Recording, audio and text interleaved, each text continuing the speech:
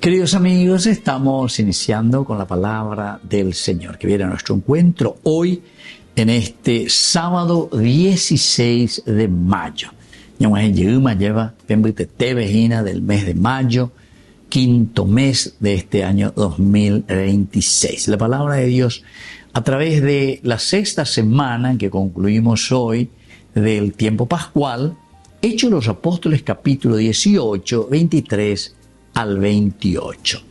En aquellos días, después de haber estado en Antioquía algún tiempo, emprendió Pablo otro viaje y recorrió Galacia y Frigia, confirmando en la fe a los discípulos.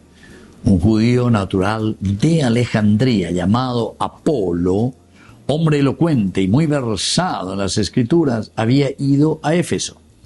Aquel hombre estaba instruido en la doctrina del Señor y siendo de ferviente espíritu disertaba y enseñaba con exactitud lo concerniente a Jesús, aunque no conocía más que el bautismo de Juan.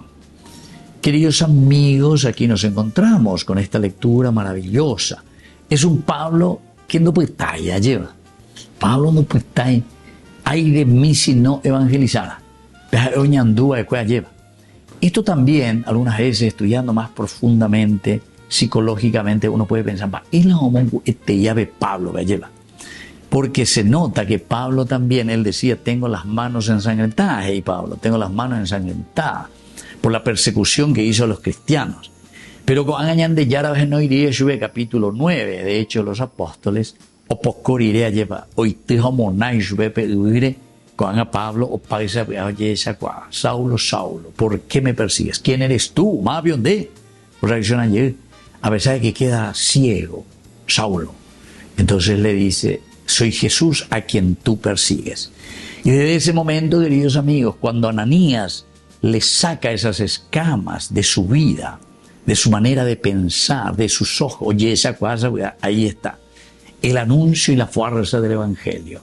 Y eso es lo que Pablo está haciendo, recorre. Hay que anunciar a Jesucristo.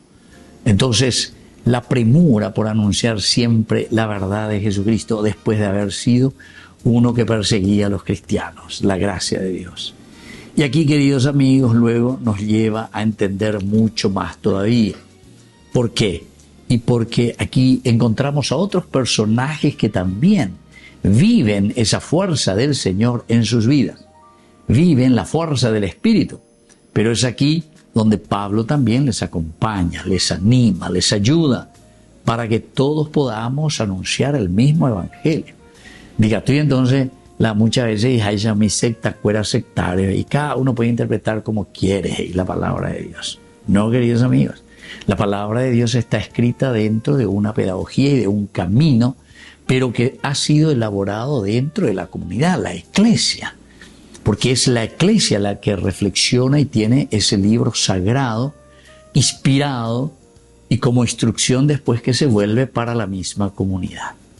Que la bendición de Dios descienda para cada uno de nosotros, para nuestras comunidades, para nuestra nación. El Padre y el Hijo y el Espíritu Santo. Amén.